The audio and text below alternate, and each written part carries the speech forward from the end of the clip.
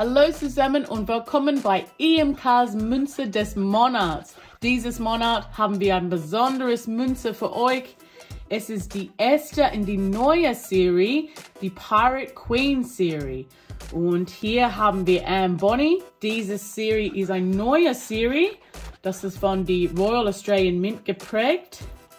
Und schauen wir erstmal auf diese schönen Münzen. Hier haben wir die Zertifikat Authentizität und das ist Nummer 26 hier. Hier man kann sehen, das ist $100.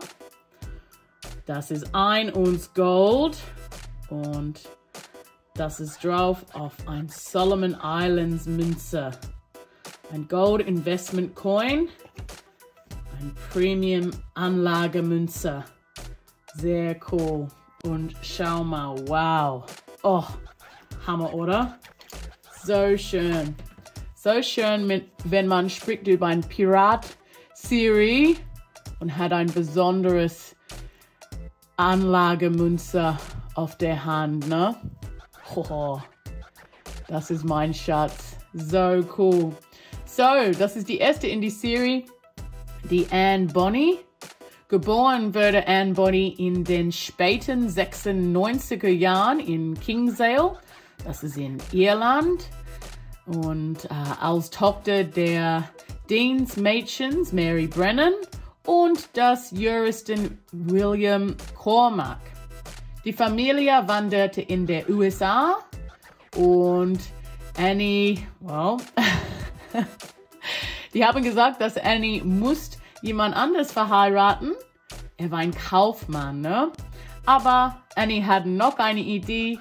Sie hat einen Seemann kennengelernt und er heißt John Bonny. Und das ist, wie haben wir jetzt dieses Name Anne Bonny. Durch ihn gewann sie erste Einblicke in die Piratiere und, das ist interessant, lernte John Rackham kennen. So hier auf dem Motiv der Premium-Anlagemünze ist das Piratenschiff von Anne Bonny und John Rackham mit gehisster Flagge von vorne zu sehen. Unter dem Schiff befindet sich das typische Pirate Shield und hier haben wir die Münzendateis. Cool, ne? Und hier die andere Seite. Hatte vorher gesagt, das kommt aus die Solomon Islands. Das ist $100 und das ist ein EMK-Exklusiver. Sehr, sehr cool. Heute haben wir noch eine Überraschung. Tada!